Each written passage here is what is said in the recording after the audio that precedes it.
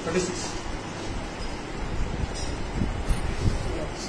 आपको उनसे कहाँ लगी और कहीं पे लखन वगैरह लगी सारे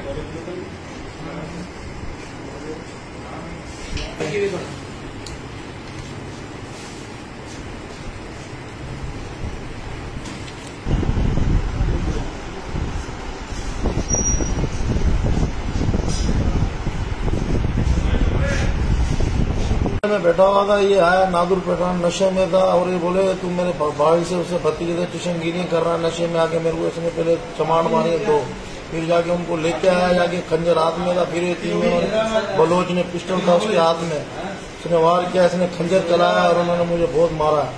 3-4-10 बंदे थे ये और एक तो बलोच और एक मुल्ला उसके साथ बलोच और था। मोहल्ले में घर के पास करीब बैठे हुए थे, 2-3 बलोच थे, 5-6-7 पठान थे।